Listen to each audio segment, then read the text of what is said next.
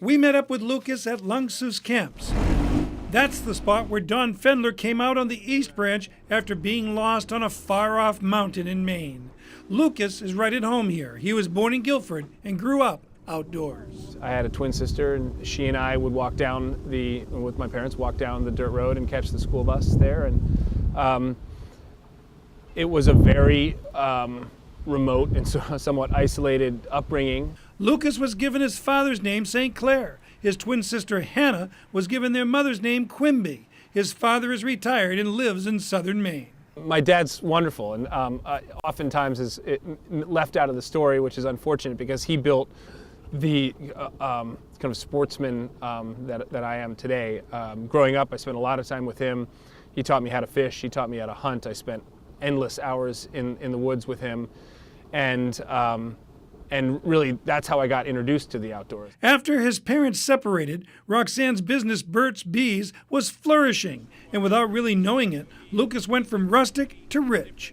One day, the Piscataquis Observer ran a story about how Burt's Bees had made $3 million. There was a bit of a change in the way people would react to my sister and I. I remember feeling like, someone asked me to come over to their house after school and play, and they hadn't done that up to that point, and I'm thinking, it feels different. He had climbed Katahdin when he was 10 and set a goal of hiking the Appalachian Trail, which he did the summer he got out of Gould Academy. It felt like sort of from that point on, everything was looked through the lens of slowing things down, thinking about doing things that are very simple, have real intention behind every action, and realizing how there is this potential for capability that lies within every person. With increased confidence, he and Hannah and 3 friends paddled the Northern Forest Canoe Trail before it was a formalized route. We cut the pages out of DeLorme atlases from New York to Maine and highlighted the route.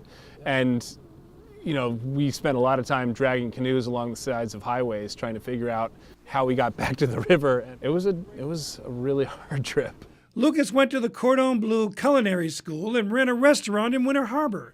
He went out to Washington State and became a fishing guide, married, and came back home. I love Maine. It's I was born here. It's my favorite place in the world.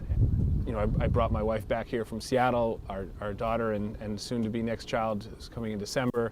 Will grow up here, and I'm so incredibly proud of that. He is now working to bring a national park to Maine and is doing it like an old-style politician, shaking hands, inviting people up, and speaking to various groups. He says he has several obstacles to overcome. The first is that many confuse the original Restore the North Woods plan with this one. I think Restore was off base in their idea. It wouldn't work. They never owned any land.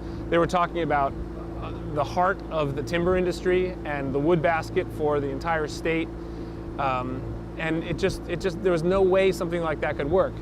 And just in the name alone, implies that something was broken and that they were going to come in and restore it. Lucas has been received well by the outdoor community. However, his plan remains controversial. It's a very similar plan to what my mom was talking about in 2007, 2008.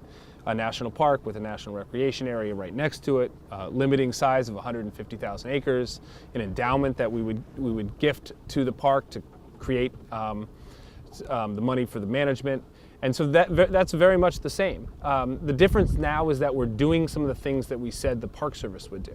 We're opening the land back up to hunting. We're creating snowmobile trails. We're building the recreational infrastructure. When Lucas's mother, Roxanne Quimby, first presented the plan, the presentation was a shock and confrontational. Traditional access and uses were severely curtailed, and a Block the Park effort became a rallying point for the region. Sometimes my kids look at me and go, "Dad, just don't say that."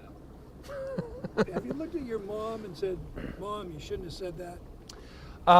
Yeah. We've had some, we've definitely had some challenging conversations, and our ideas of being in the outdoors are different, and they've developed from a different place. And there are times that things that have been said that probably shouldn't have been said. However, Lucas is loyal to his mother and greatly admires her personal story. He notes that without Roxanne Quimby, Maine would not be in the position of even considering the addition of a national park. She did a tremendous amount of work to get us to this place, and I was thinking last night as I was speaking to the Forest Resource Association meeting, there was about 60 people in the room, relatively friendly group, asked some pretty insightful questions.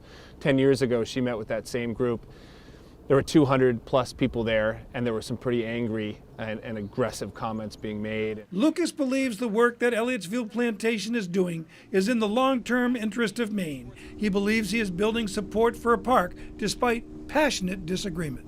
I hope that they recognize that I have the best interest of Maine and the best interest of northern Maine in mind when I do this work. I'm not doing it for sort of my own legacy or I'm not trying to step on the backs of Mainers to create a national park. I really feel like this is something that would be great for the region. Lucas St. Clair is used to guiding and hopes that he is on a trail that will lead to a national park in Maine, perhaps as early as 2016. He is a big guy who's playing an increasingly big role in Maine's outdoor future.